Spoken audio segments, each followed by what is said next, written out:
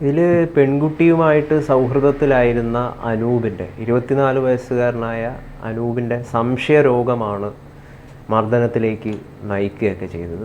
തുടർന്നാണ് ഇദ്ദേഹം വീട്ടിലേക്ക് കയറി വന്ന് കഴിഞ്ഞ ശനിയാഴ്ച വീട്ടിലേക്ക് കയറി വന്ന് അർദ്ധരാത്രി ഈ പെൺകുട്ടിയെ ക്രൂരമായ രീതിയിൽ ആക്രമിക്കുകയായിരുന്നു.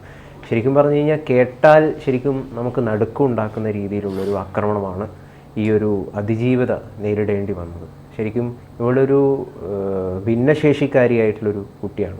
അത്തരം രീതിയിലുള്ള ചില പ്രശ്നങ്ങളൊക്കെ നേരിടുന്ന ഒരു പെൺകുട്ടിക്ക് നേരെ ഇത്തരം രീതിയിലുള്ളൊരു അതിക്രമങ്ങൾ ഉണ്ടാവുക എന്ന് പറയുന്നത് കേരള സമൂഹം വളരെ ദുഃഖത്തോടു കൂടി തന്നെയാണ്, നടുക്കത്തോടു കൂടി തന്നെയാണ് കേൾക്കുന്നത്.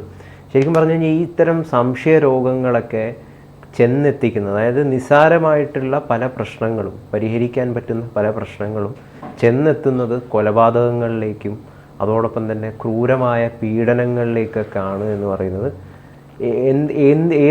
ഏത് രീതിയിലാണ് ആളുകളുടെ ഒരു മാനസികാവസ്ഥ മാറിത്തീരുന്നത് എന്ന് പറയുന്നത് നമ്മൾ ശരിക്കും ചിന്തിക്കേണ്ട ഒരു കാര്യമാണ്. ഇയാൾ ഒരു നിസ്സാരപ്പെട്ടൊരു ഒരാളായിരുന്നില്ല ഈ അനൂപ് എന്ന് പറയുന്നത്. പെൺകുട്ടിക്ക് 20 വയസ്സായിരുന്നു, അനൂപിന് 24 വയസ്സായിരുന്നു. ഒരു വർഷം മുമ്പ് ഇൻസ്റ്റാഗ്രാം അക്കൗണ്ട് വഴിയാണ് ഇവർ പരിചയത്തിലാവുന്നത്.